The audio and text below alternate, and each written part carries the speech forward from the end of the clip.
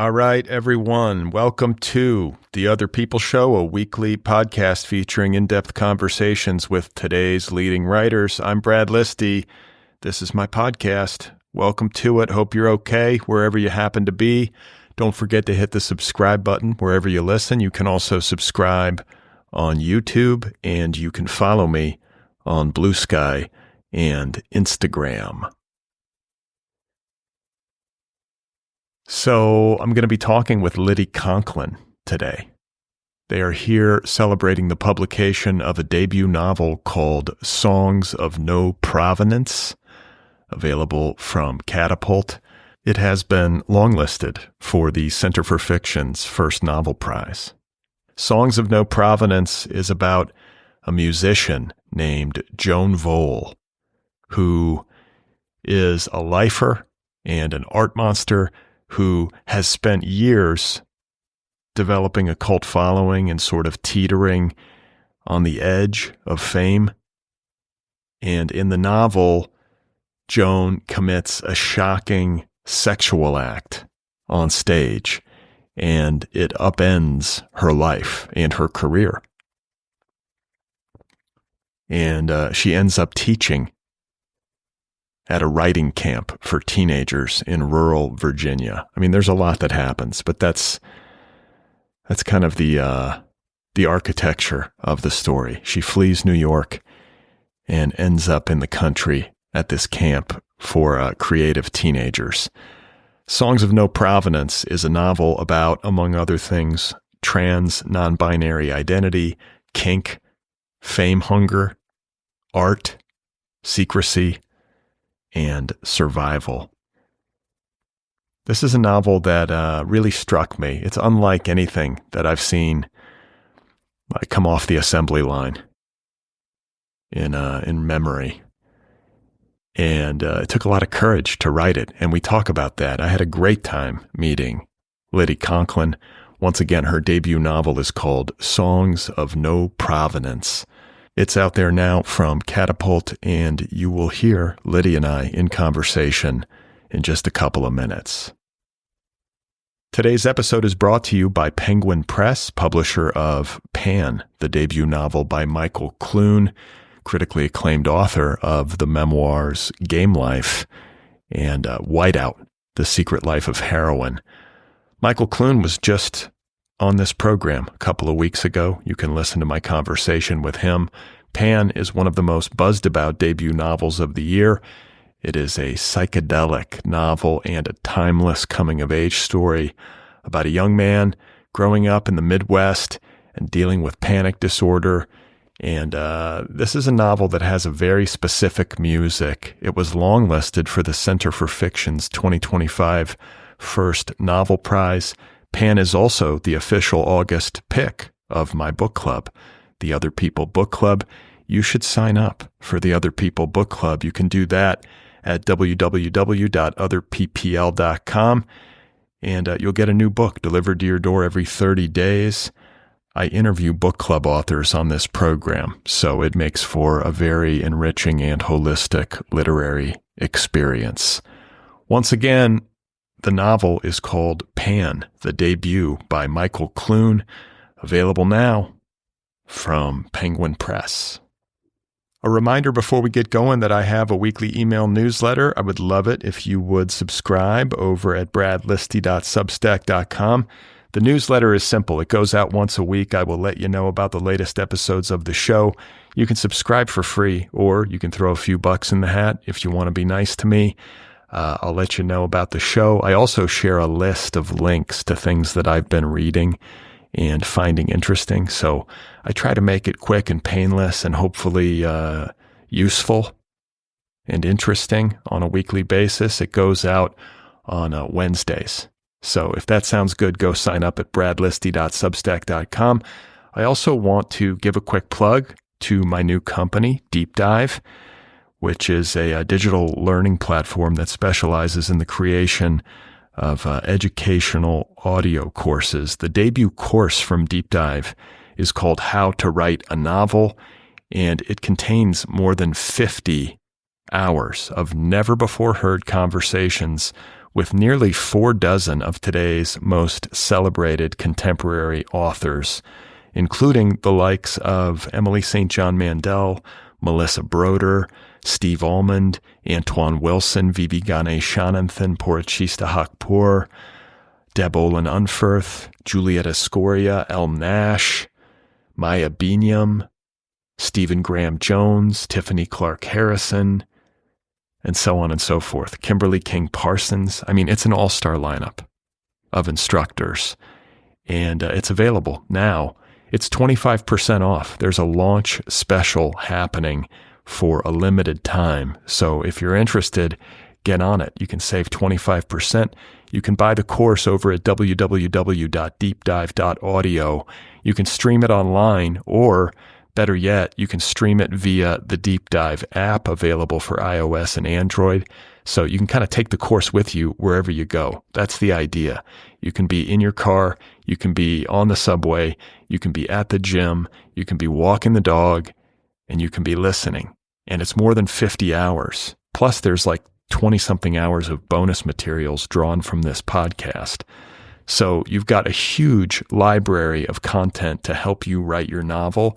And the idea is that you can use this course as a kind of wingman or wingwoman. It will accompany you over the long haul as you work to finish a book. So once again, the company is called Deep Dive. The course is called How to Write a Novel. It is available now on sale. Go get it at www.deepdive.audio.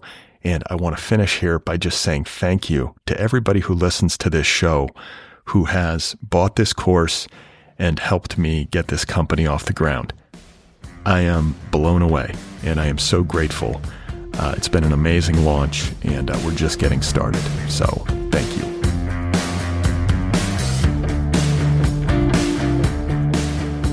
Okay, so my guest, once again, is Lydi Conklin. Their debut novel is called Songs of No Provenance, available from Catapult. Lydi is the author of a story collection called Rainbow Rainbow, which was longlisted for the Story Prize and the Penn Robert W. Bingham Prize for debut short story collections. Lydi's fiction has appeared in a variety of publications, including Tin House, American Short Fiction, and the Paris Review. They've drawn comics for The New Yorker, The Believer, Lenny Letter, and other publications. And I'm just so pleased to have them on this program for the first time. It was an absolute delight and a wonderful conversation, and I'm very happy to share it with all of you right now. So let's get to it. Here I am with Lydi Conklin, and their debut novel, one more time, is called Songs of No Provenance.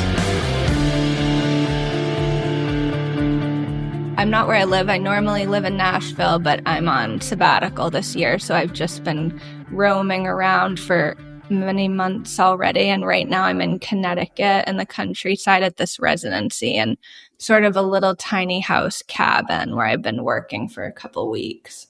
What's the residency called? It's called iPark Foundation. It's really cool. It looks cool. I kind of had a sense for some reason, like I intuited that you were at a residency. I can only see a very limited, part of where you are, but I see this window with these leafy trees behind you, and it just seems kind of cabiny. So I was like, I bet that's a residency, and sure enough. Yeah, it's really beautiful. They have like a pollinator garden right outside my window and a lot of site-specific art around and all this land. And the person who runs it loves paths. So there's millions of paths that all have special names and they're all lit up at night. It's very magical. Wow. Where is this? What town is it near? It's called East Haddam. It's like in between all the cities. So it's kind of not that close to, I think it's about 30 minutes from Hartford or so. Okay. Yeah, whenever I think of Connecticut, I always think of like, those shoes, Docksiders or Topsiders. Oh, yeah. Just picture everyone wearing this and like wearing like pants with like they're like rolled up or something. That's like my entire assessment of Connecticut. It is weird.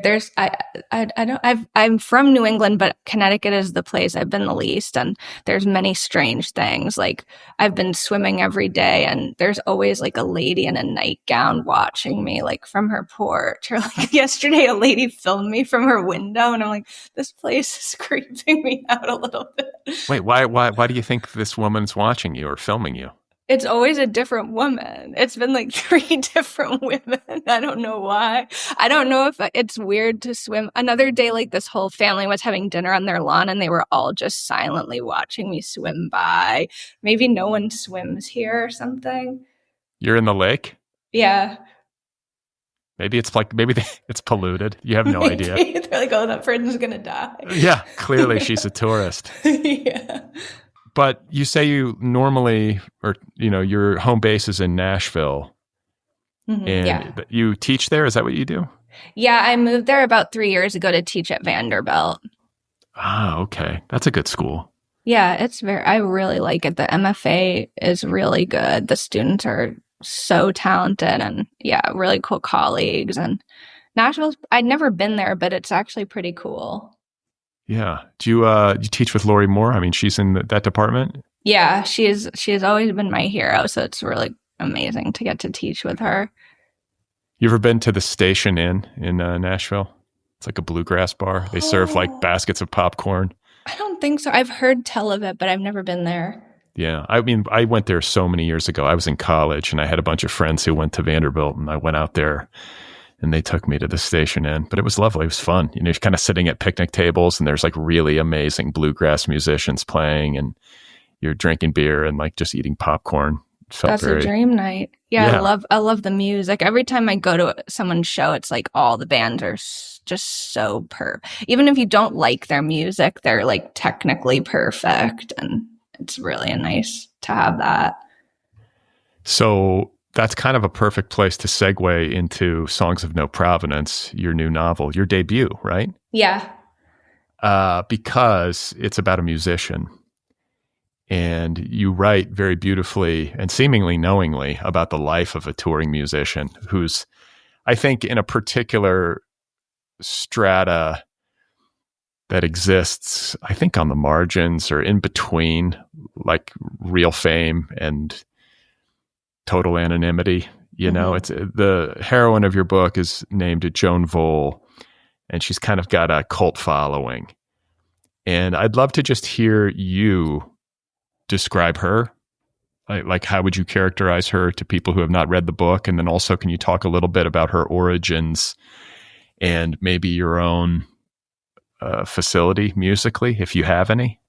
Oh, sure. Yeah. So Joan I like what you were just saying. I was really interested in that position between like almost getting to some kind of fame, but never quite getting there. And so she has one song that people may have heard of, even if they have no idea who she is. And then some fans that are just rabid fans who just, like you said, it's kind of a cult following. And she's pretty much of like a feral art monster type person who wants to just give up everything and just only focus on music. And like, if she didn't have to eat or poop or do or talk to people, she would pick that. And then, and she's got a lot of blind spots and she is sometimes a problematic figure, but also I do find her sympathetic and lovable personally, but I love difficult people. And my own facility with music. So I have done a little bit of like guitar and ukulele through the years, but only like terribly and for fun. But I have a lot of friends who are touring musicians or trying to be musicians or have music practices on the side and whatnot. And I always just admired that life so much. It just seems so much cooler than being a writer and just getting to like have this public facing art that's kind of like sexy and badass. And so I always just admired them. And one of them is they broke up. It's this band called You Won't, but they were my friends in high school and they were like my favorite band and I would see them whenever I could. And in any case, I got the sense of like what it was like to be a touring musician and trying to make that work. But I did rely on a lot of people to help me with the research. Like I kind of like to make things up the first go round and fudge it all so that I can do it in my voice and in my world. But then I had checked a million things with friends who are musicians, and they referred me to other musicians who referred me to other musicians who helped me, who knew like even more specific things about what I needed. And then I had 3 of my friends who are musicians read the book at various points and tell me like, oh, because sometimes something like it is technically right, but to an actual musician it would be dead wrong. Like I was talking to some composers last night and they were saying sometimes in a movie it'll be like people will talk about Mahler's 5th, but they're like a composer would never say that. They would say Mahler 5 always. So it just sounds so wrong.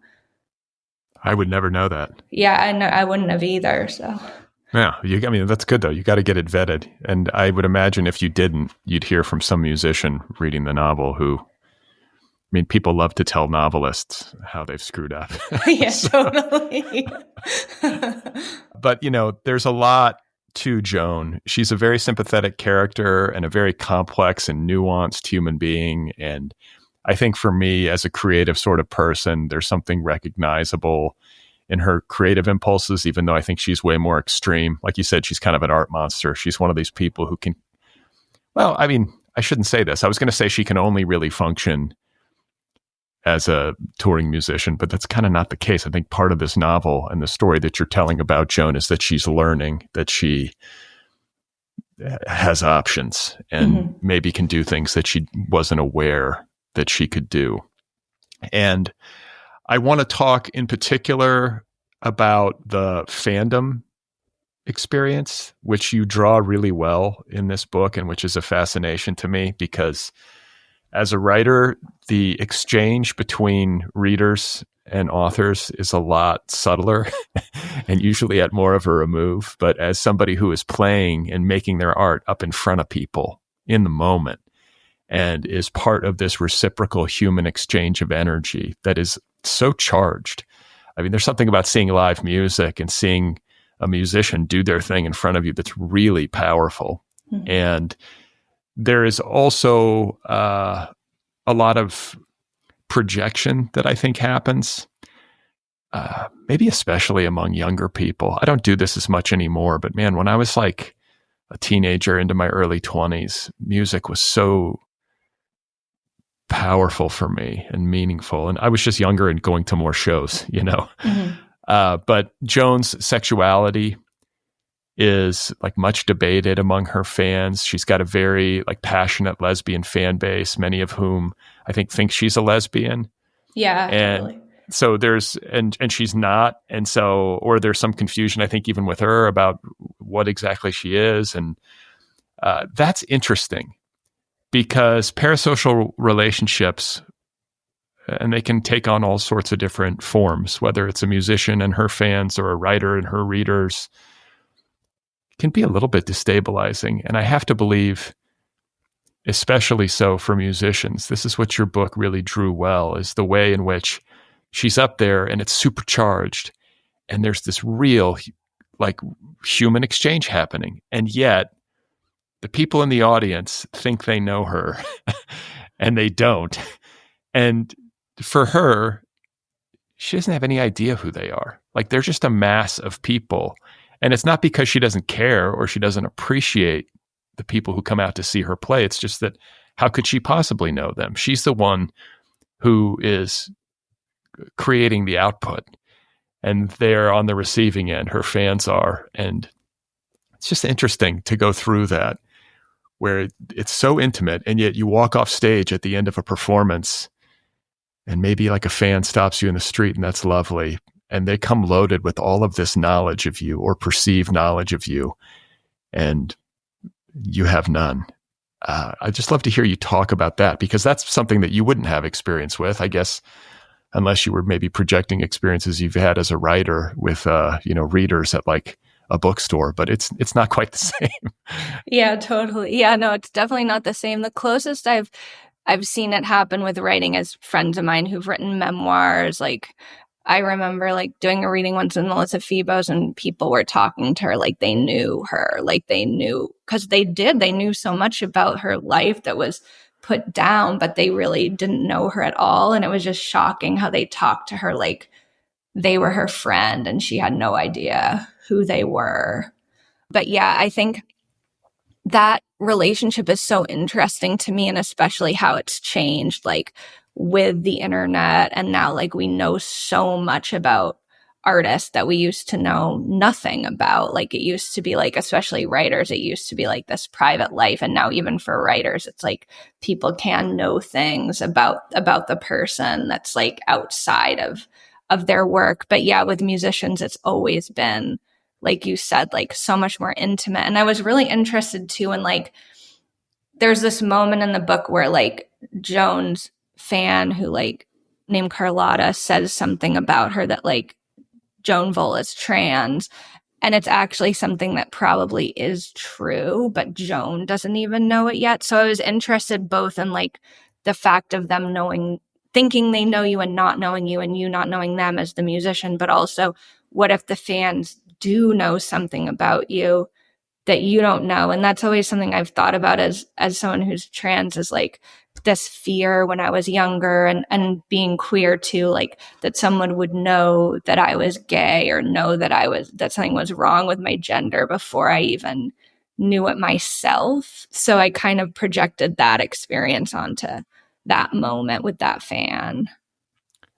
I wonder what people who listen to this podcast know about me that I'm not aware of. I'm scared to find out. Yeah, and I feel that with writing too. It's like I'm always paranoid that like, and this I'm sure would happen if anyone even cares in the future, but in like 40 years, if someone read my book, it's like all these cultural blind spots or fucked up stuff that seeped into it that now people, when you read a book and it's like old and you're like, damn, this is so racist and stuff, and the person had no idea writing it. Yeah, no, things like age, like what is it? Age like spoiled, or age like milk, or age like cheese. It's just like, So I think that there is a lot of creative courage in this novel, and there's a lot of uniqueness to your characterization of Joan. And I don't think we can get any further into the conversation without talking about pee. It's got to happen. It's got to happen. Joan Vole has a peeing fetish. Yep. She likes to pee on people. And that's right. I mean, right? Am I correct? Yeah, totally. I don't know how else to say it. I just got to come right out with it. This is a woman who likes to pee on people. And it's sexual for her. And I got to say, my reaction to it is twofold. One, I think that I don't see this. I'm trying to think. I know there are probably plenty of stories about people with sexual fetishes, but really not that many come off the line in contemporary fiction. It is weird. Yeah, there are very few that I can think that jump to mind. Like there's like Little Rabbit. There's a few, but not so many. And then the second thing is, well, this is so fascinating to me. I've actually talked about this more than once on this show. I kind of joke. I'm like, I have such like a vanilla, like sexual profile. Like when people are like into peeing on people, or they're like, I really love feet. I'm like, ugh. Like, but these people exist. And I'm also fascinated, like Quentin Tarantino, like not only does he love feet, like he wants you to know he loves feet. Like, really? I didn't know that. Oh, in all of his movies, there's feet. You've never seen, I mean, if you watch I haven't watched anything of him, I don't watch many movies, but. Oh, well, yeah. Women's feet figure prominently into every single one of his films. And I'm just like, what is that? And so I guess like a question for you would be like, in creating a character like Joan, who's into peeing on people, and like not only is she into it, but like this fetish figures very centrally into the narrative. Like it gets her into trouble, and it's a concern, of the novel. But There's also a psychological aspect of it. I mean, you're dealing with a human being here and rendering this character. It's not some trifle, it's not like a punchline. This is who she is.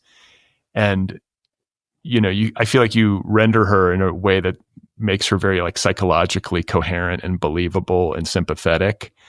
And I would just love to hear you talk about getting there, like creating this character who has this particular fetish. What kind of process did you have to go through to understand where she's coming from and to make sure that you kind of get the details right? Yeah, totally. Yeah. And that was like a huge challenge in writing because the idea of the pee fetish, it felt very entrenched in her character and it came out very early as part of her. But then it was just like figuring it out because like I just worked a lot with my agent and editor, like what are the rules around this fetish? Like how does it show up? In what ways has it changed? And that shifted a lot through writing different drafts of the book. And part of it was like, I realized over time that it isn't just like a kink.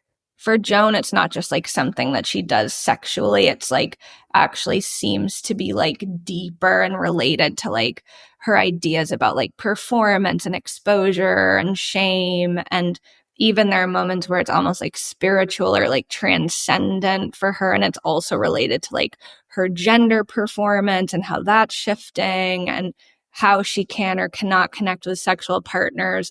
And it just went so deep and was like so confusing and murky that at times I was like, I don't know if I can ever fully understand this or if it does necessarily have rules or like patterns that are always the same. It is just like this, not to use a bad pun, but it's like this messy thing in her life that goes into every part of her life and isn't just sexual only. So figuring that out was hard. And then there was also like a moment where I had in a backstory, like a traumatic moment in childhood around her peeing. And my editor was like, maybe we should reconsider this because we don't want people to think like, oh, trauma causes kink or something. We don't want the reader to have this easy explanation as to where it came from. And even though I hadn't intended it to be that, it was like having that moment in there narratively. It would have been just like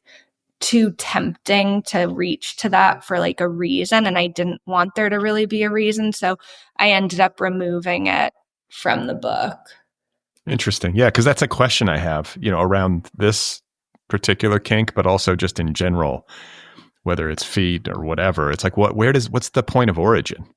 Yeah. Like it has to go back to childhood, right? There has to be something that happens. Like it's not like a genetic code, right? It's like, it's a behavioral thing that's conditioned by experience, right? Totally. Yeah, I think so. And I think it's not necessarily, from a trauma. I think of Joan as someone who's like her wires just got crossed in weird ways, like ambition and artistic success is like sexualized for her for some reason from probably early days and early experiences. And then, yeah, the pee thing, I think the earliest moment that tracks the pee in the book is when her father plays like this CD that she loves and she just like can't control herself and just pees. And it's just like this weird thing that happened. And maybe that was just like a weird random thing that did happen. And then it became like peeing became tied to like beautiful music or transcendence or somehow in that moment. Yeah, it's like an associative memory that just really ingrains itself. It becomes like part of like a core identity. And then I think there was some part of me too, she's this very powerful artist woman up on stage. And, we talk about parasocial relationships, but there's also like a lot of sexual projection that happens, but like from across the gender spectrum, like women love her. I think men are into her. And there was a part of me as a reader who felt like the peeing, especially when she's with men, was tied to this kind of confusion or like ambiguity around her sexuality, but also just maybe like the gender dynamics of success in the arts or something. I don't know. I could feel a kind of like maybe retaliatory would be a little bit too strong, but there was like a sliver of that. Like, was I misreading or do you think there's some truth? No, totally. I totally think so. I think like her peeing with men relationship was like a power thing and probably also like a gender frustration thing. And I think there's something in it too that's like in this world where you could get randomly videoed and put on the internet at any minute, to have something that's like can't be exposed, that's so private and dangerous, but you're doing it anyway with random strangers who could expose you, is kind of like part of it for her. Like, you know, like that danger, that rush of like, I have this secret thing, even though I'm slightly of a public figure. And that, I mean, you're talking about, I think, the pivotal scene in the novel. I won't give away too much, but let's just say that Joan's peeing causes a crisis. It happens on stage, and it causes her to flee. And I want to get to the fleeing, and I want to get to all that entails. But before I do, I just want to ask you creatively, as somebody who's working on her debut novel and thinking about publishing it and getting it out into the world, and then, you know, clearly you've done that. Was there ever a part of you as you're writing this novel that thought to yourself like, oh God, this is too much? Because this is, like, as we were saying, this is territory that is not often tread upon in contemporary fiction from like the big, you know, major publishers or whatever. There's not a lot of books about characters who have like really like taboo sexual fetishes or kinks or whatever. And just love to hear you talk about like going through the process of writing this book and having the courage of your convictions to put this on the page and to draw her the way that you've drawn her. Yeah, totally. Yeah, I did have moments of fear because this is my first novel, but I have a story collection, and that book had some characters doing things that are kind of messed up, and just like getting the reaction of people on Goodreads being like, these characters do bad things and da da da da da. And like, I was like a little burned by that. And then I was like, damn, that's the squishiest, most friendly book I'll ever write, I know for sure. So what are they going to do?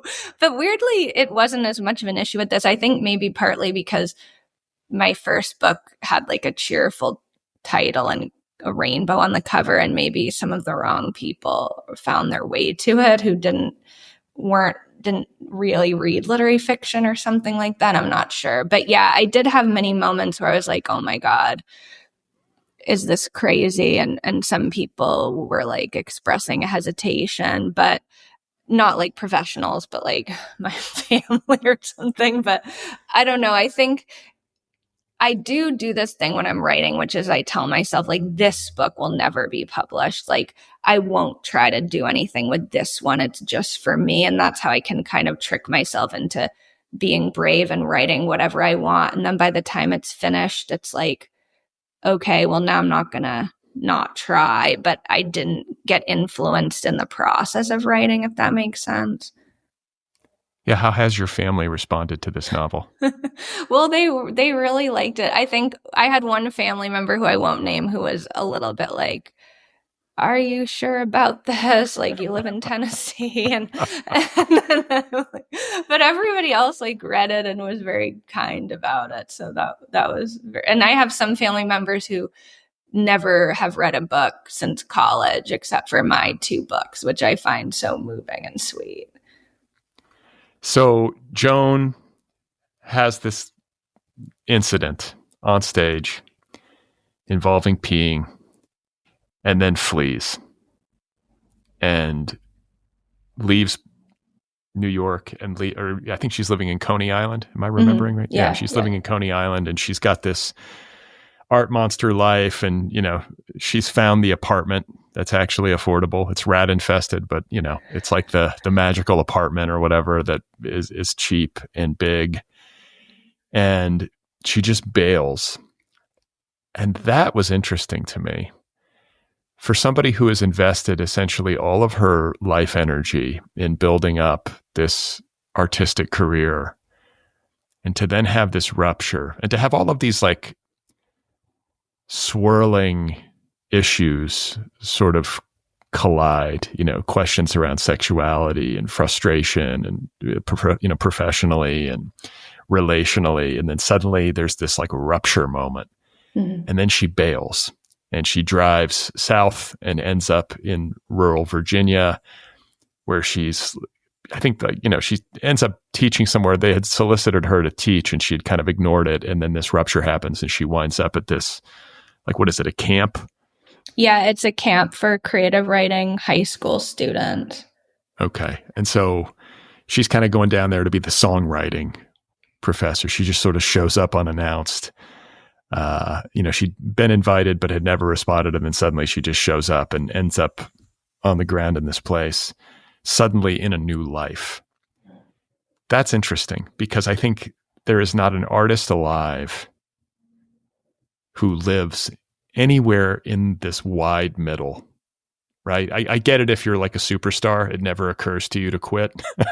Yeah. But if you're like a mid-list author or some indie author, or you're some indie musician who's like in a van and driving around, but yet you have like, 50,000 like hardcore cult fans spread out all over the country, but that's kind of it. And you're not really selling enough records to make ends meet, and you have to play theaters and, you're just kind of hustling all the time.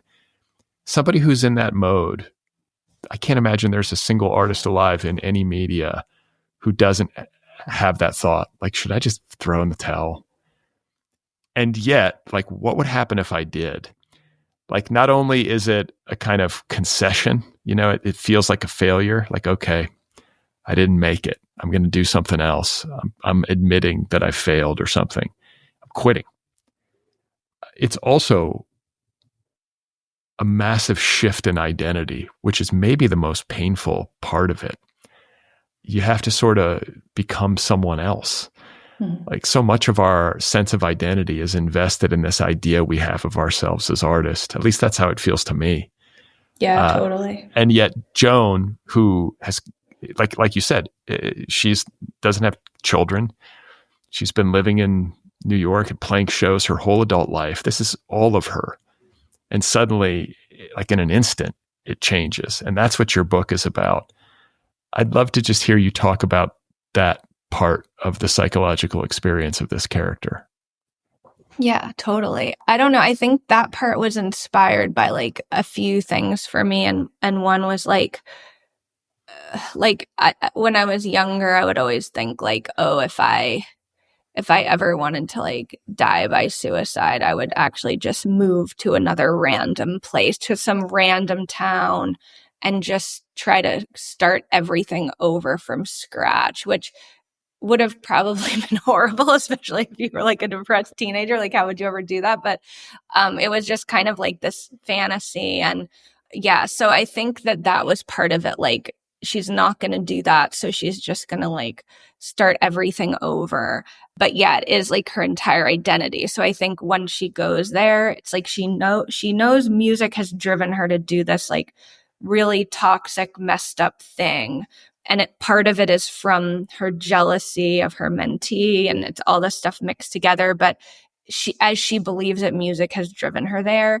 And so she thinks the only way forward is to give up music entirely, but she actually can't do it. Like, the whole time she's just obsessed with music. It just is like, how can I do this without doing it? Like, she becomes obsessed with these like Songs of No Provenance, which are like songs that have no authors. And how can she still have music but not have the toxicity around like ego? And so it's like, is there a way I can teach these kids to make music that they didn't make, that doesn't belong to them? And so it's like, it's not that she can even give it up or give up that part of her identity. It's just that she's trying to like, it's kind of like an addict who's trying to like still have to drink some other way, or be like, maybe if I just have one drink a day, or maybe if I just drink socially, it's fine. It's like that kind of mentality.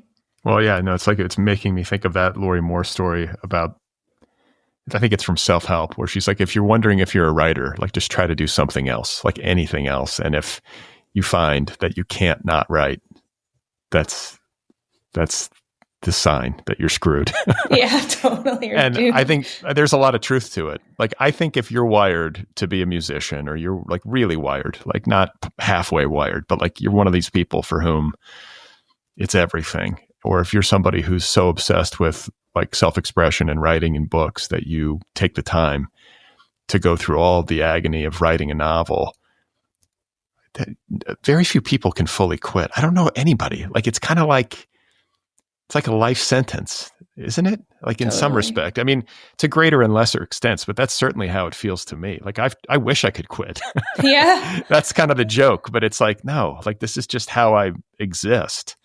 And I think that's how Joan is, but she's maybe finding a new way to channel it. Totally. Yeah. And I have the same experience that, like, I know people who've quit and they might be like miserable for a while and then they come back around to it. Like, I don't really know anyone who was like truly dedicated who actually quit. No, not for long. Like, eventually, like, what are you going to do? It's something, you're going to write something, you're going to make something. Yeah. With language. And, but I think it's touching to me. Like, one of the most meaningful or like heartfelt parts of the book is the way in which she kind of works her way toward relating to her students, because she is this like feral, indie musician, and to suddenly plant her in this like creative teenager camp environment is a funny juxtaposition. That must have been fun to write. Yeah, that was so fun because I personally love teaching, but it was really fun to like put all the things I don't like about it, or all the worst fears I have about walking into a classroom and what could happen in the worst case scenario. And like, I love writing about like my personal nightmares, which one is getting canceled, which I did write about in this book too. And then the other is like, miserable teaching experience. Yeah. Well, I love the name Joan Vole. I'm always sensitive to character names. Like, I feel like that's like, that name is a perfect name for like who she is. Oh, thank you. I hear Joan Vole. It's kind of like Joan Jett, but then there's Vole. I don't know. It's just, it's a well-chosen character name. So kudos to you. Oh, thank you. And I'm wondering about the reception of the novel with like a reading public, and how you feel about it. Like, I'm sure you've probably heard from some people, especially people you don't know. Like, do you have a sense of how it's landing? Yeah, it's hard. It's always hard to tell, but I do get some messages from people being like, I feel like some people are kind of afraid to like it. So they write me privately and are like, yeah, I love complicated characters. Or weirdly, like, one weird thing is there's this whole thing in it about how Joan like hates dreadnoughts, which is the standard type of guitar, and only loves parlor guitars. And that was something I was on the fence about putting in, because some musicians told me that's not a thing. But weirdly, several musicians have been like, I hate dreadnoughts and I love parlors, and like have come saying, what's the difference between a parlor guitar and a dreadnought guitar? The dreadnought is more like the standard, and the parlor is a bit of a smaller size. But some musicians who I was consulting were like, don't put that because no one cares. But apparently people do care. So that was kind of nice to know. And yeah, some musicians have written to me and saying they liked it. So I think people like it. I think some people don't like the pee, or I had a friend read it who doesn't like visceral experiences or bodily fluids, and she was like, this was like exposure therapy for me. Well, I mean, it is kind of, I mean, for me anyway, it's kind of gross. I'm like, I don't want to be peed on, or I don't want to pee on anybody. Like, generally, that's just not something I'm interested in. But I do got to say that I love being in worlds that are unfamiliar to me, and I love being in the lives of people. That's why I go to literature. It's like fun. And it's not that I don't get that from most books that I read on some level, but in this book, I really got it. There's something exotic about Joan to me. This is not a life I've seen on the page before, or one that I've really been able to like inhabit. And so I appreciated it on that level. I also got to say, as a reader, that, and this is something I do, again, often when I'm reading a novel, just reflexively, but especially so with your book, is that I was thinking about the movie adaptation of this book, which would be, I mean, like, because again, I've never seen a movie where there's a character with a pee fetish. Not saying that they don't exist, Yeah, I have not either. I mean, it would be fascinating if, like, I'm trying to think of who would even play Joan. How old is she in the book? What's her She's age? like 43. Okay. So like Charlize Theron or somebody, like just like That would be so what cool. what would happen, to the mainstream movie going public? It would be a very fascinating adaptation, I guess is what I'm getting at. I think so too. My agent is trying to submit it out, and I've had some meetings, but she's like, it will have to be really the right person. I mean, I think it's a really good role. I think it would take a lot of courage to play Joan. Like you'd have to be an actor who's like really open and kind of fearless. Like there's a fearlessness to her, and you would have to be really willing to go there. Totally. And if you're not, it's not going to work. But my fingers crossed. I hope it happens. Oh, thank you. Just so I just want to see it, and I want to see how people would respond to it. But I'd love to know a little bit more about you and how you kind of formed as an artist. You said, I think either before we got started or right after we got started, that you came of age in New England. Is that right? Yes. Yeah. I'm from outside of Boston originally.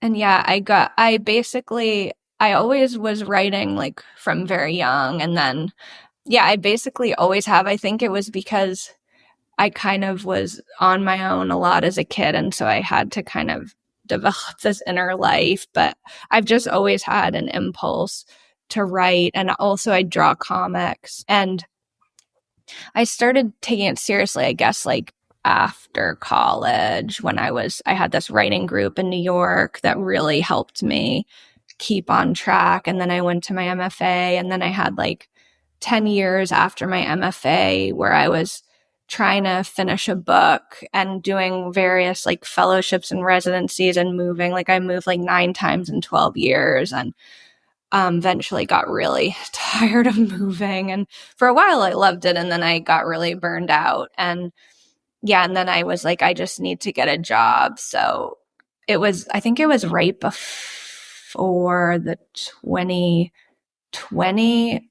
presidential election. And I was like, oh no, like Trump's going to win again. The world is going to end. Like, I was like, I'd been trying to finish a novel, but I was like, can you please, I asked my agent if she could send my story collection out, and she was like, yeah, totally. And then that was, my first book. And ever since I think I'm more of a novel person. Like that's more of like the form that's right for me. So I've just been working on novels basically since then.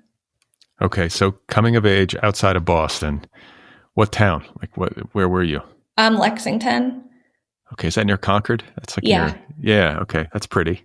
Yeah, it was pretty. And I think part of what really helped, I was actually talking to someone yesterday about this, was we had this like completely maniacal genius drama teacher who just like did the most like insane, like my freshman year, I was in the spring play, and it was like this lesbian post-apocalyptic Cyrano de Bergerac version. And it was like, how are we doing this in like the 90s and whatever in public school? But he just inspired so many of us, and I'm still like really close with a lot of the people who did drama under him, and we got to like write our own plays and devise our own plays. And like I directed like an all-female Endgame in high school, and it was just like I would never have had those experiences if it weren't for literally that one person. That's amazing. It's amazing how often creative people, when they're assessing their formation, will point to a teacher who was like particularly influential or who encouraged them, and said, you can do this. Totally. It's so common. And you said earlier that you were often on your own as a kid. Like, were you an only child? No, I actually had 3 siblings, but I don't know why, it just was kind of like an independent, introverted vibe in my household where people were kind of like just doing their own thing and playing alone. And I did read a lot. I had a rule. My parents had a rule, which was you have to go to bed at this certain hour. Unless you're reading, you can stay up unlimited amount of time. So I would read until late at night and like sometimes wake up with a book on my face and stuff like that. Do you come from creative people? Not really, honestly. My dad is more of a social scientist and my mom was a social worker. So I have some creative people like here and there within my family. Like my brother has been a musician at various times, but not from above, not from the older generations. It was all very, buttoned up kind of insurance people and that kind of thing. And you had a happy childhood, more or less. Like it sounds like your school, like at least your high school experience, wasn't as miserable as it could have been. I mean, I feel like high school can be a mixed bag, but you found your place and your people, which is always like crucial. Totally. Yeah, no, I feel so lucky. Like I did have amazing friends and a girlfriend that I loved. And yeah, it was pretty special, my high school experience. I think like middle school was really rough. And there were some times earlier that were also rough. And part of that was just like knowing I was queer and no one was. Like there was one out person at my high school. And so it's all kind of like under the radar, even though you would think it was a liberal town, but it was like just the times it was. I was going to say, because, I think of like that part of Mass and I think of it as like a kind of liberal enclave and a place that would have been maybe nurturing to a young queer kid more so than other places. But when were you in high school? What decade was this? It was 98 to 2002. Okay. So it's probably just right before things changed, honestly. I was going to say, because I'm a little bit older, I graduated high school in 93. Mm-hmm. There's one out queer kid that I can recall from my big public high school with like 700 kids in my class. That was the exact same with me. Yeah. And it's like, oh, that's the gay guy, and it's like, oh, I think back on those years and on all of those kids that I went to school with, most of whom I don't even know who they were. You know what I'm saying? It was that big. You're just in this giant mass of people. There had to have been dozens, hundreds. I mean, I don't even know how many kids who were maybe in the closet at that point or struggling with gender or whatever and had no place to go with it, at least not outwardly, and certainly not like a community of support within the school or even people who had any knowledge for the most part, unless I was missing it. But it must have been really difficult, I guess is the point, to live through that as a teenager, like on the margins and feeling confused or just feeling like some kind of other and not really, and knowing that it was maybe unsafe even to say so. Yeah, totally. I think, when I got together with my girlfriend in high school, it was like very secret. And I think her parents wouldn't have been too accepting. And I remember there was like one lesbian couple that actually lived a couple blocks away from me, but I literally never saw them. Like they had so many bushes in front of their house. I would walk by and try to like peer through the bushes, but I never ever saw them. They're like, hey, you guys looking for a mentee? Like, you guys tutor? You do any tutoring? Yeah. So when did you come out to your family? Like, was that something that happened in high school or did it happen later? I didn't come out to them until freshman year of college but part of the reason I know that my parents were really accepting of me being queer and everything. And I think I even knew that in high school, but me and my girlfriend wanted to keep having sleepovers. So we were like, let's not say anything yet. Let's keep this on the down low. Yeah. Not let the cat out of the bag. So, but it sounds like your parents are pretty cool. I mean, it could be, it's like, there's a spectrum, but like they seem like they were far removed from like the conversion therapy end of the spectrum. Oh, totally. Yeah, my dad taught at college, and he said when in the 70s, like one kid in his class asked him to come to like some gay thing because they knew he was even back then like very open to and supportive. So, and I think he knew that I was queer when I was little because he was always giving me like books like Dorothy Allison and like Carson McCullers and being like, you might like this. Oh, that's sweet. Sweet, yeah. That's good. That's a good dad. And I think like, I find it I guess that, people can be really good at masking, but if you're living with somebody and they're your own child, how can parents not know? Totally. And I think I was not. I just have never been good at like concealing my nature. So like I did look like a boy for a lot of my childhood, and I think it was pretty obvious probably. And like, you had a girlfriend in high school, so you sort of came out to yourself early, but the struggle, I don't know, did it last into college? You feel like you got to a point of resolution and self-acceptance with it, or was that a long process? For my sexuality, I think into college, it was even a little fraught because I remember my freshman year, I went to Harvard where it's like everyone is kind of like, it's not like my girlfriend from high school went to Oberlin, and so she had like a much cooler experience, and I was just like with all these kind of nerds and golden boys, and there was a group that was queer that I joined, but it was more of like a support group where everyone was like, it was kind of like therapy, and it was really depressing, and I was like, I hate this. But yeah, it was okay pretty soon into college. And then I think it was just like coming out as trans and gender stuff that took like a longer like that. I didn't come out until like 2018 or something, I think, like that. So that took longer to figure out.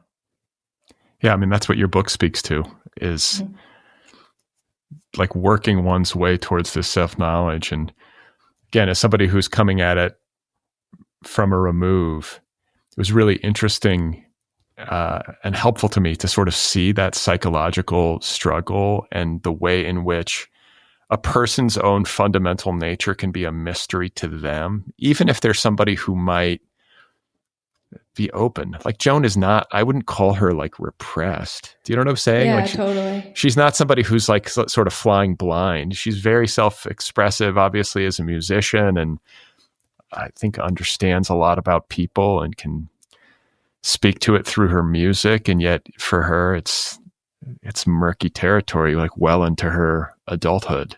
Yeah. It's not the simplest thing to puzzle out. Totally. And I see that commonly. Like I've heard people be like, well, why wouldn't that person know they were gay or trans or whatever, and they're from Massachusetts or they're from California or something. And it's like, well, yeah, the internal, it just, and it's like the power of the culture is so strong.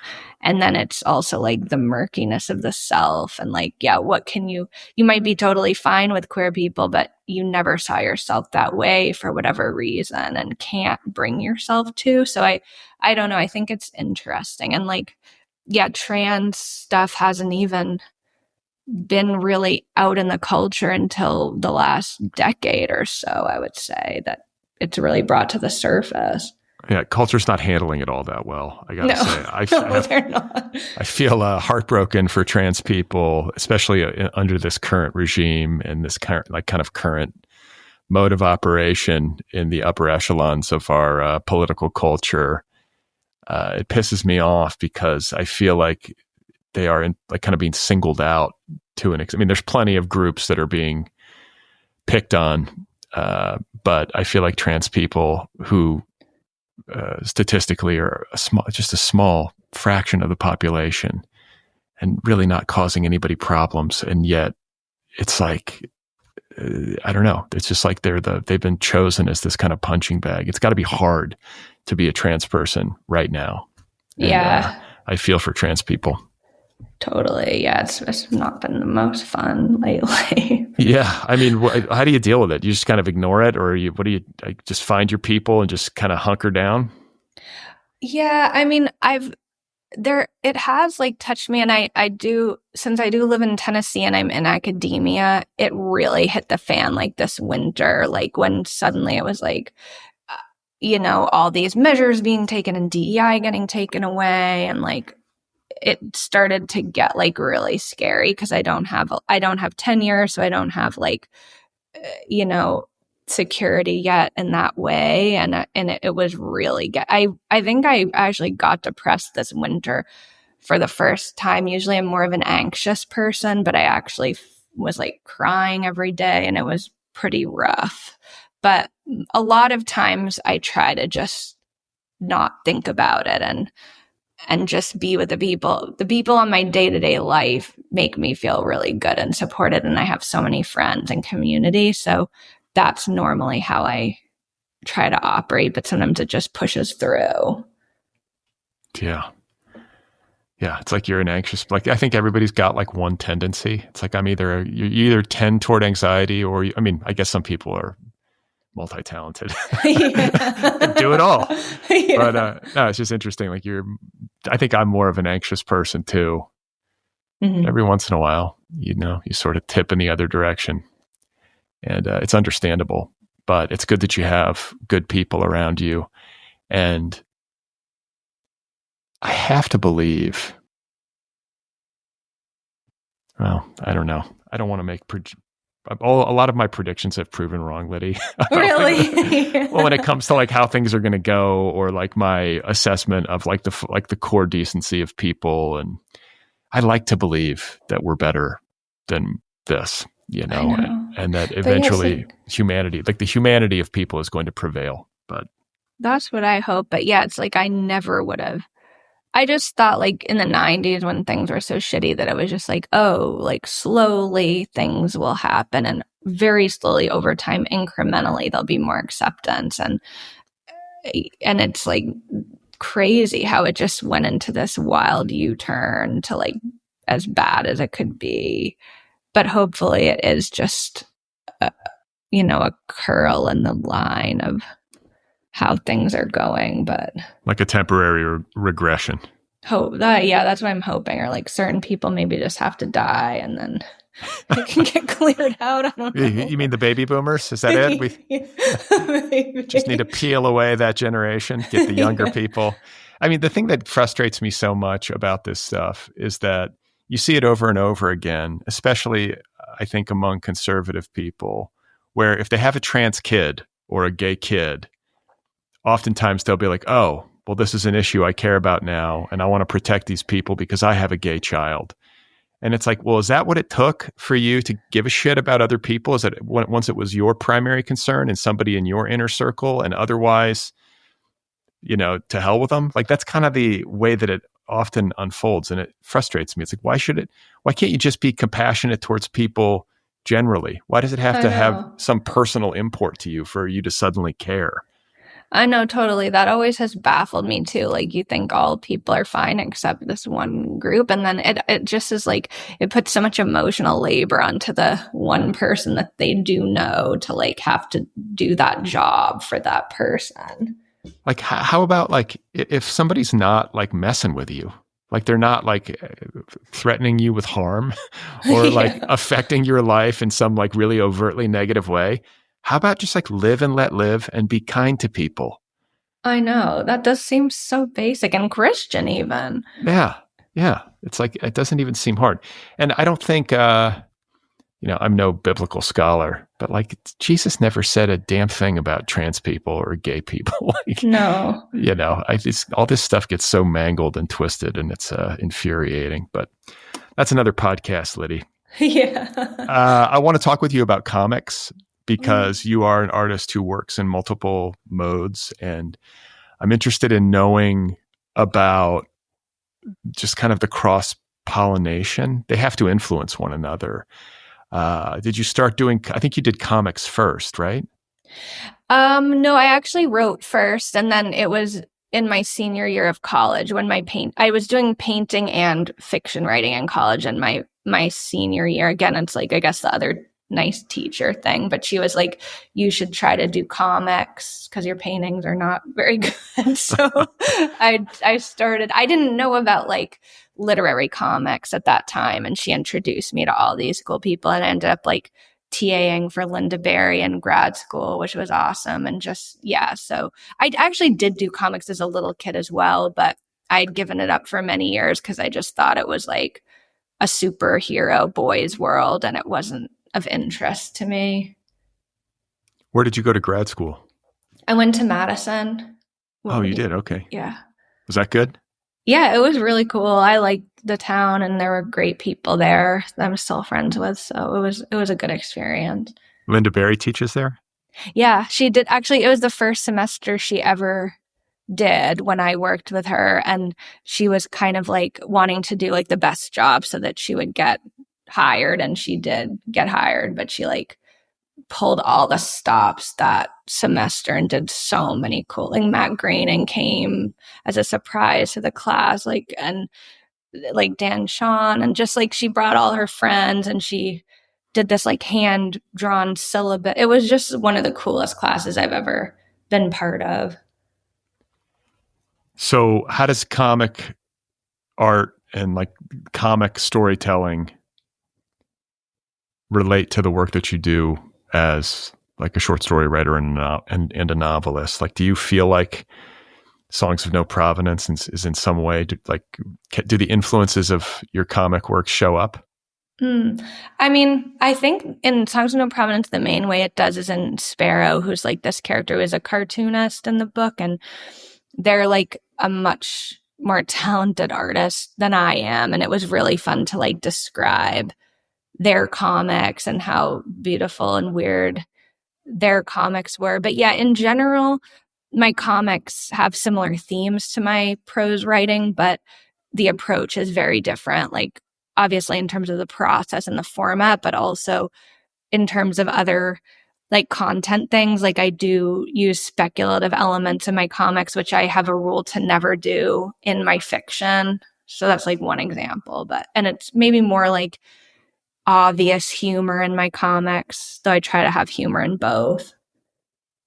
And I bet the storytelling part of your comics is strengthened by the work that you do in literature. Like, it's reciprocal. Yeah, totally. And I learned things from both. Like, for a long time, I was outlining all my comics before I did them. And then I was realizing, wait a minute, this is ridiculous. I would never outline a prose book. It would kill it for me entirely. So I was like, I should just try to do a comic where I don't plan it. And it's actually pushed me through this like years long block on comics that I have to switch that process.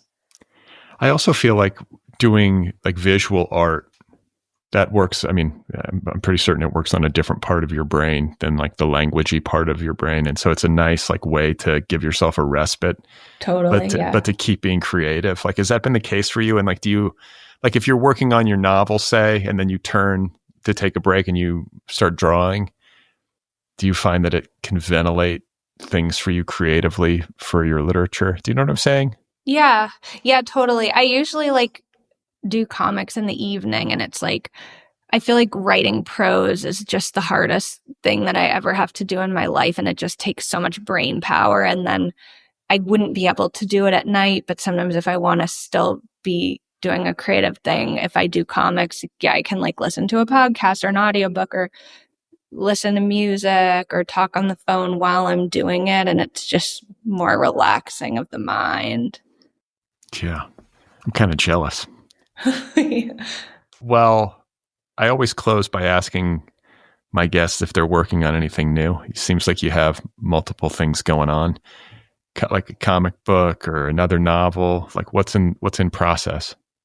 Yeah, so I'm actually kind of working on 3 novels in between them, but there's one that's the closest to being done, which has a working title of Plastic Heart. That's about this 3-day, it's basically about 3 days in this really destructive relationship between this non-binary academic and this Lacanian psychoanalyst. Interesting. So yeah. You have my fun. attention. Is there any comedy in it, or is it pretty dramatic? It does have some comedy, but it's kind of like a nightmare. It's like I was talking about earlier. It's like a worse nightmare kind of stressful situation. And you have 3 novels going? Yeah, I just like, one of them I've been working on since 2010, and one of them is this one that's almost done, and then the other is new. Like, I only probably have around 60 functional pages of it. So I like to work on I like to have multiple projects. So I can work on one for like 1 to 4 months and then put it away for a long time to get a clear perspective on it or have someone read it. So I like to have multiple things going. And you think you're going to publish all 3, or are you going to try to?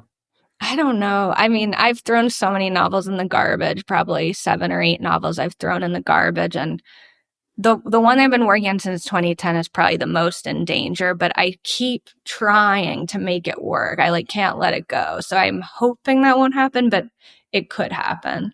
What's that one about? It's actually based on my high school drama experience. So it's about these kids in the year 2000 trying to write a devised theater piece about this hate crime that happened at their school. Huh. Well, I mean, if it's that sticky, then stay with it. Yeah, I think I'll be really stubborn about it. So yeah, I mean, it also, that feels like, I mean, I think people have these like core stories that they have to try to externalize, whether they get published or not. But that feels like maybe either one of or the core story for you. Like I feel like that was the pivotal time in your life, right? Was that? Totally. Yeah. I need to write about it. It's just a question of did I start that novel when I had no idea what I was doing, which is true. And I put things in the DNA, which are really hard to fix. So can I fix them is the question. Or would it be, start again some other way, some other time? Yeah. I get that. Well, it's a total pleasure talking with you. Congratulations on your debut novel and your life in Nashville and your cool job at Vanderbilt. I hope it all works out and you get tenure. Do you want to stay there? You ready to plant some roots in Nashville? Yeah, I totally love it there. I have so many friends and it's a pretty cool place. So I'd be very happy to stay if they'd have me. You got a cowboy hat? Are you taking on any of the trappings of country music lifestyle? Not really. I have gone to the honky tonks and stuff and I like the music, but I haven't integrated into my personal fashion yet. Yeah. I don't know. I think that's gotta be organic. I feel like if you try to force that, it can get weird. Yeah, totally. or just people will be like, what are you doing? Yeah. If I tried to start wearing a cowboy hat, I feel like it just wouldn't work, All right. Well, it's wonderful to meet you. Congratulations again, and thank you so much for taking the time to talk. Thanks so much for having me. This is a true delight. Okay, there we have it. That was Lydi Conklin talking with me about their debut novel, Songs of No Provenance. Available now from Catapult. That was a wonderful conversation. So great to meet Lydi. You can find them on the internet at lydiconklin.com or on social media on Blue Sky or Instagram. One more time, it's the debut novel by Lydi Conklin. It's called Songs of No Provenance. Go get your copy right away. Don't forget to subscribe to this podcast wherever you listen. Hit the subscribe button. You can also subscribe on YouTube, and you can follow me on social media. I'm on Blue Sky and Instagram. Sign up for my weekly email newsletter over at bradlisti.substack.com. And if you love this program, if you appreciate the work that I do, throw a few bucks in the hat. Support the show over at patreon.com/otherpplpod. I would appreciate that. And if you want to join my book club, the Other People Book Club, or get an Other People t-shirt or an Other People sweatshirt, you can do all of that stuff at the show's website, otherppl.com. And don't forget to check out my new company, my brand new company. It's a couple of weeks old. It's called Deep Dive. It makes long-form educational audio courses, and the debut course is called How to Write a Novel. It's a beast. There's never been an audio course or a writing course quite like this one. More than 50 hours of brand new, never before heard insight, inspiration, and instruction from almost 4 dozen of today's finest working writers. Check it out at www.deepdive.audio. And finally, if you have 2 minutes and you want to do me a quick favor and make me very happy, please give this show a rating wherever you listen. Rate it. Write a little review. It helps the podcast and the algorithm, and it helps it find new listeners. So pretty please, rate and review. It takes 2 minutes. All right, so that does it for today. I should be back on Thursday with another episode of Brad and Mira for the Culture, the Other People Podcast's weekly pop culture assessment. It is an irreverent hangout show. Mira and I were talking about this last week. You know, like Thursdays are Brad and Mira episodes. That's for people who really like trash. And then Sundays are kind of becoming wild card episodes. That's for people who are maybe a little bit more highbrow, but still kind of like the esoteric and the trashy. And then Tuesdays are for the purists, who are just like pure book people. So I'm trying to accommodate a variety of audience profiles. I don't know. It just feels like more reflective of the stuff of life. And, it allows me to make more episodes and makes this thing viable. So I hope you like it. Brad and Mira for the culture. It should happen. I mean, Mira is a wild card herself. You never know. She's chaotic, and it adds like a certain level of drama. I think it's going to happen. Brad and Mira on Thursday. Probably.